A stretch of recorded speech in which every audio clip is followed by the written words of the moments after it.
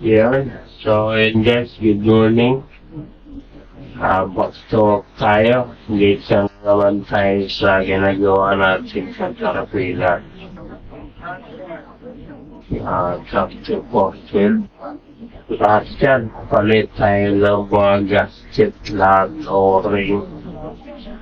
Kaya may mga silikon pa. Nanigurado ko dito kasi yung mga lip siya may mga damage. Yun, bukod na may gasket siya dito, nilagyan ko ng konting silikon. Pressure po na ko lang dito.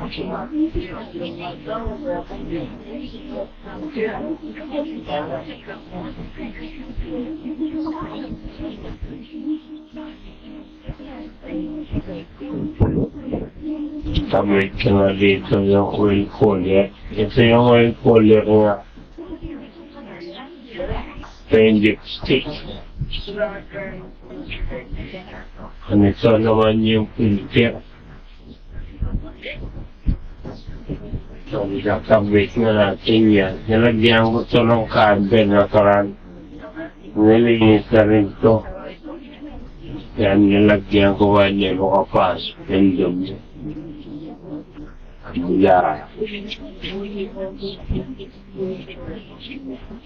Yeah.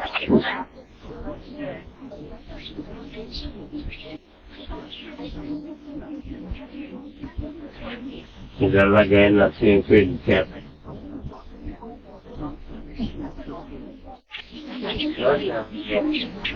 Punas konti.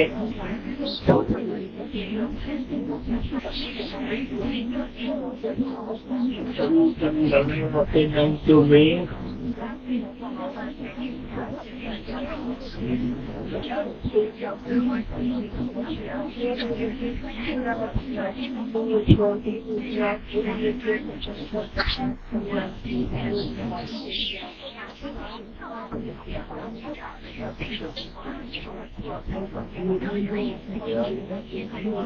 Konting grasa sa lips.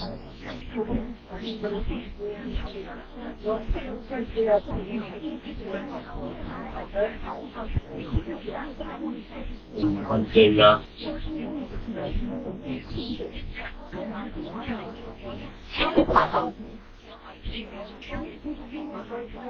Tapos ay pakagat. Konting grasa lang sa lips. Para na yung maraming beklas, mapilapat para pa. Dalawang filter niya ito. 118.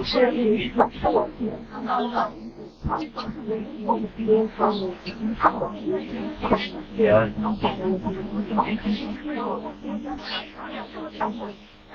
Dahil bago yung filter natin. Ano ka, oil filter? Nakatikit sa oil cooler yan. Kinakamay ko lang sa inyo, ginamit ng cooler. Wala ka niyo. Ayun eh, sarap.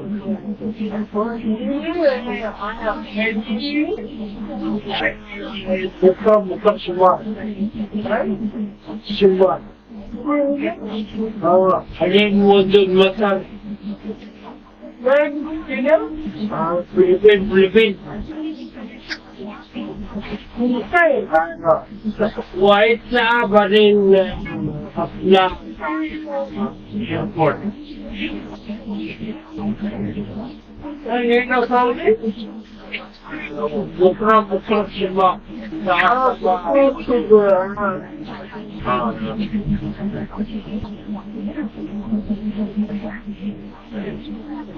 yun, gano'n din yung isa. St. Francis lang, lagyan mo ng grasa, ulitin. Parang maganda yung pag-ibig. Mag-ibig.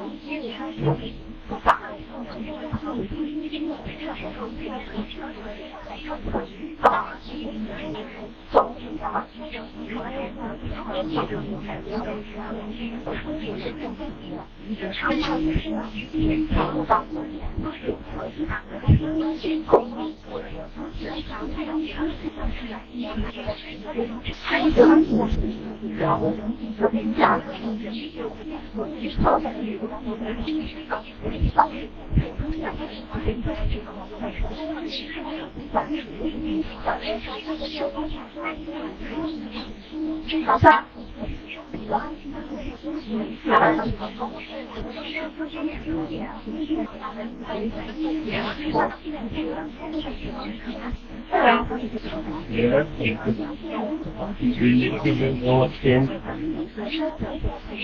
Yeah.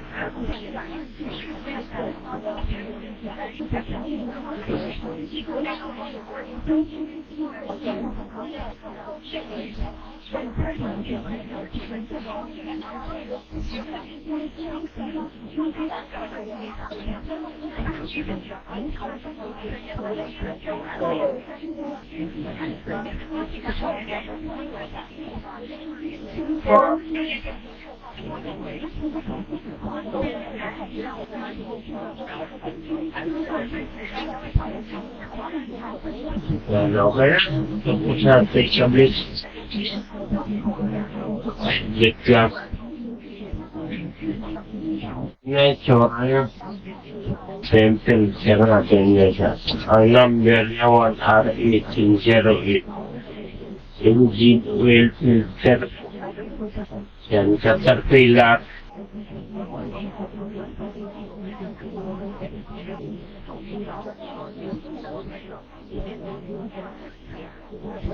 Naglagay siya ng konting rasya. Hindi ko tinanggal yung ano para hindi mo tubihan siya.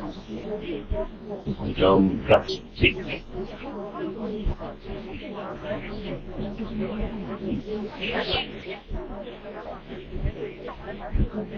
Linis na filter na. So yan, okay na. Kasunod natin yung mga ibang insurance. So yun guys, ito yung turbo natin. Turbo cartridge, dalawa. Yan, para dito sa 3412.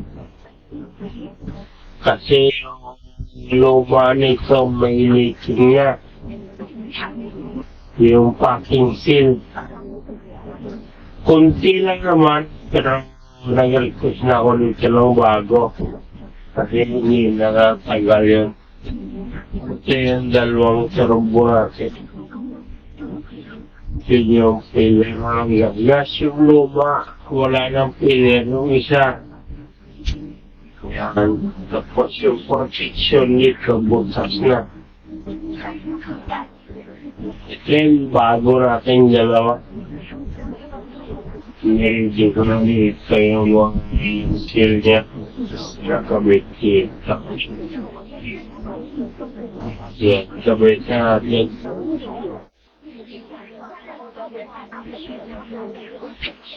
Ito na yung turbo na kinabit natin guys. Yan, fitting na natin. Yung cartridge. Nilagyan natin yung mga baho-baho niya. Dalawa ito kabilaan. So yung caterpillar. Manufactured. Yan, turbocharger. Ito yung part number niya. Made in Mexico. Dalawa yan, bago. Yung cartridge natin. So, ayan, pakita ko lang na pagkabit ito, kaya walang sabit. Yan, timing, umiikot. Yan, napitisan natin. Ito yung cooler niya, maliit lang. Papunta rito. Dapat ganito siya. Lahat ng mga parts na ikinabit dapat pre-release. Kaya wala kayong makitang tunog o ingay kasi max RPM to pag tumakbo na 1,800 revenue per minute siya.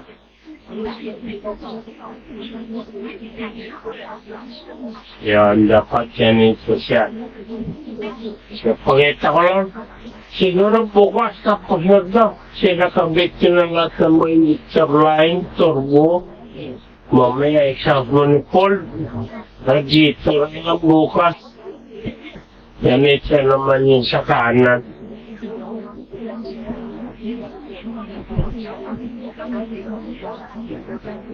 Bago yan yung cartridge natin kasi yung luma talaga medyo may tagas talaga yun. Kasi kung ikakabit ko pa, hindi na tatagal. Kaya baka magkakaroon ako ng backjab. Kaya kusang ko talaga siyang bago. Ang dalawa. Kasi yung luma, ay tatabi ko na lang. Kasi hindi na ito may siya full na for lifetime na trabaho. Babalik-balik lang pag hindi mo babalikan. Ang bago yung turbo, bago yung injector niya. Tapos yung injector pa, pinakalibrate na rin niya. Hindi pwede dito nga kami magkalibrate kasi marami kami trabaho. Yan, kita yung workshop kami nung kaliwa kanan naman. Hydraulic engine. Ayan, mga transmission. Napuno kami yun. Ganito yung workshop namin. Maraming gagawin. So, focus na ako sa trabaho kasi kawin na talaga ako. Yan, okay? So, natin yung example ni Paul, tapos bukas yung radiator para paligarin natin.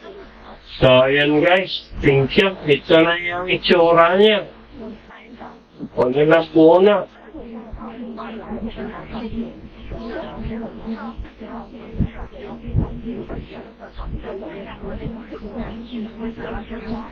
Yung filter, sabit na natin yung yan na sa diesel namaya. Di kabit natin yung manifold kasi yan sa diesel. Kaya hindi ko pa ginabihan yan. Titingnan ko kung may supply sa taas para kiram na langis na galing na sa oil pump. Antarin mo na titingnan kung may supply sa kiram para make sure tayo na good condition. So, yun lang.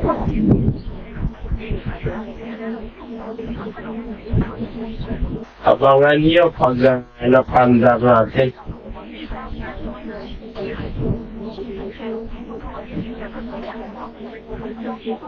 Sa mga ganitong trabaho, mga heavy duty na mga equipment, kailangan make sure ang trabaho natin na walang balikat. Kasi hindi ito basta makina. Malaki. Okay lang sana kung mga maliit lang. Yan starter na sabit na natin. So starter na. Tintirahan natin kasi grabe ang dumi. Saka tandaan ka naman na ikukwing na sa 24 years old.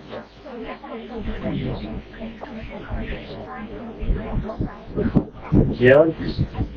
Kunti na lang. Bukas tapos na to. Ako lang isa ngayon kasi tinakain kaso yung kasama ko. Na Pilipino. Sabi nga mga pasok yan, sinabit sila, parang siya pinitito. Yung radiator, pwede ako magkabit mag-isa kailan, may kasama ko mag-forklift. Kailan ko forklift yan dahil titing sa radiator. Sa bilaan. Kaya gumagamit naman kami ng mga power gun kaya mabilis na i-fitting sa bukas. At siya nakatapos ko na i-fitting sa mga injector line niya. Injector, nahigpita na rin. So, manifold na lang. Itakabit ko ngayon para bukas pagdating niya, radiator na lang talaga. Yung sa harap yun, okay na rin. Water pump. Yan yung sensor sa temperature, nakabit ko na rin yan. Yan, ito yung sensor niya. Tapos sa oil pressure sensor. Yan. Dalawa lang naman itong sensor dito. Ay, tatlo pala. Crankshaft. Yan, tapos starter. Yun lang naman. Physical ito pag mechanical. Pero pag electronic, marami siya mga sensor. So, yun lang guys. Stay tuned for tomorrow. Papanda rin natin ito.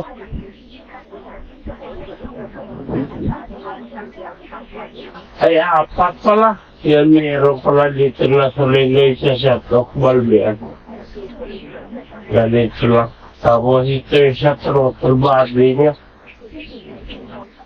Yan, adjustment. High RPM, low RPM. Tapos kung gusto mo naman dagdagan yung normal RPM niya yan. Napangay dito sa idle. Baklasin mo lang ito, i-adjust mo lang dyan. Nakalagay naman yan, no? High at saka low. Yan.